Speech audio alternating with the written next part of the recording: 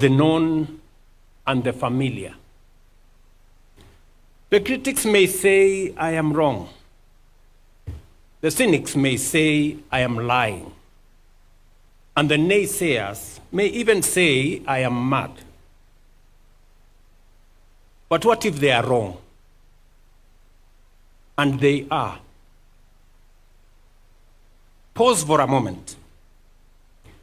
What if I am an agent of destiny for the transformation of our nation, whose promise has been delayed for far too long? Pause. Reflect.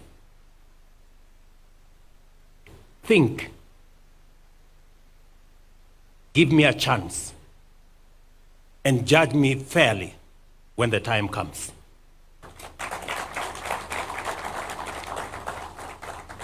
But we remain focused, purposeful, and committed to delivering what Kenya truly deserves. This is neither a gamble nor an experiment. It is a disciplined, determined, focused, and deliberate renewal of our nation's foundation.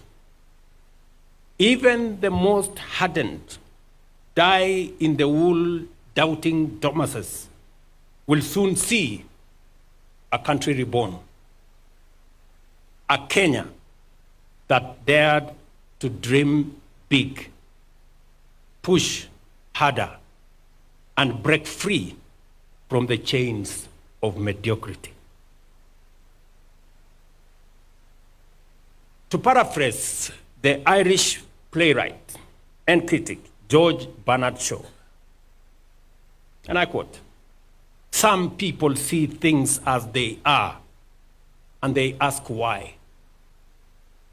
We dream of things that never were, and ask, why not?"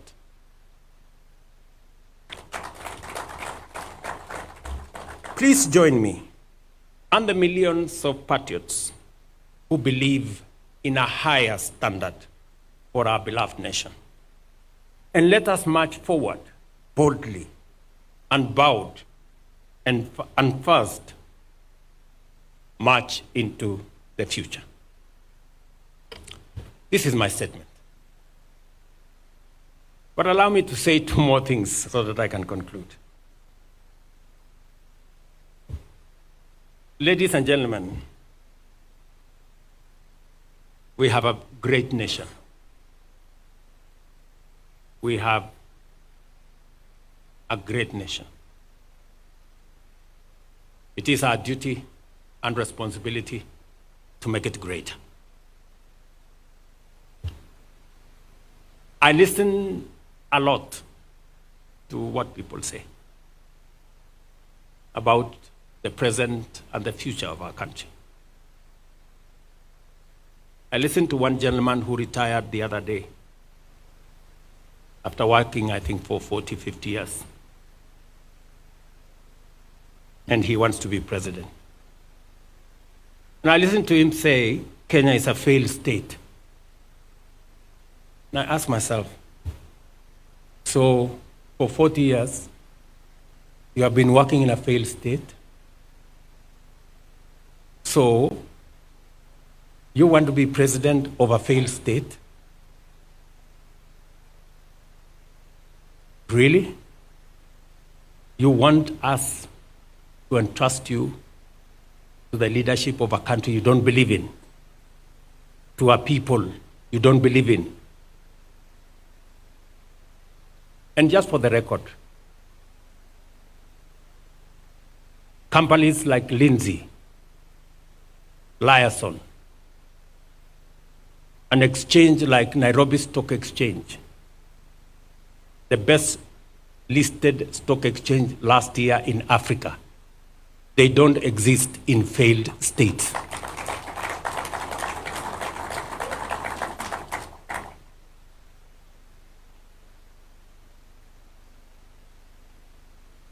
I listened to another group of friends and Kenyans, brothers and sisters, who say RUTO must go. And for sure, just like those who were there before me, my time will come and I will go. Just like those who were there before me did. But respectfully, sirs, madams, let me ask you.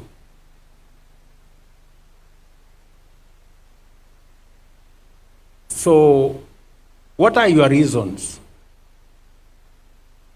for this RUTO must go? I'm sure it's not because of the spelling of his name.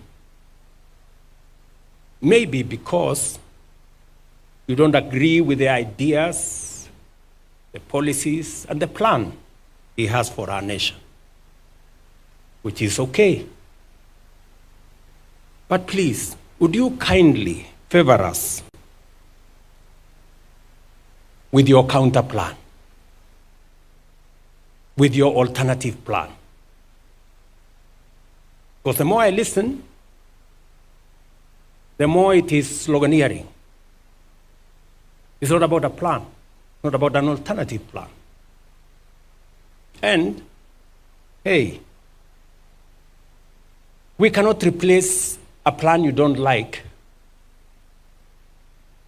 with nothing. And I hear my brothers and sisters say, let RUTO go, then we will figure out. And we will tell you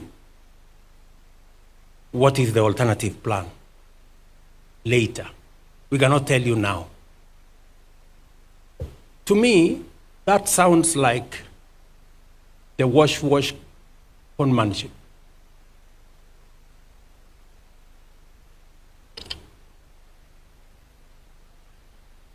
Because if you seriously have a plan that does better on the economy than I have, that does better on health than I have, that does better on creating jobs than I have, that does better on education than I have, you should be bold enough to tell us. One term, Kasongo, RUTO must go, is not enough.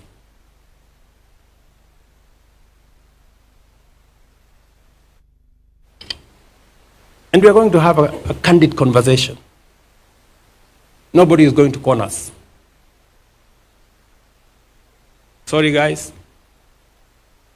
You have to come up with a better plan. Sloganeering is not enough. The more I listen to them, the more they tell us, oh, let's go back to NHIF. Oh, let's go back to the old model, the NHIF that never worked. Let's go back to the old funding model that crippled our university education. Oh, let's abolish housing. Let's do away with SHA. And to me, they sound like people who are accustomed to the status quo, the usual, the familiar, the no change. Ladies and gentlemen, we have a great nation. It is our duty to make it greater. Thank you very much. God bless you, and I thank you. A round of applause for His Excellency. A round of applause for His Excellency. Come on, we can do better than that. Thank you very much, Your Excellency. And that now will bring us, let's take our seats, please, kindly. That will bring us now to the climax of this session, which is the bell ringing. And allow me, Your Excellency, to invite the following to just flank you as we now get to the bell ringing. And I'll invite the CS Mbadi, CS Soipantuya, Mr. Tom Mulwa, CMA Chairman August Mohammed, NSC CEO Frank Mwiti and NSC Chairman Kiprono Kitoni to flank you as we now get to the bell ringing session, which will be done by His Excellency. So once he has the bell, present it to His Excellency, we then shall proceed to the bell ringing, which is the climax.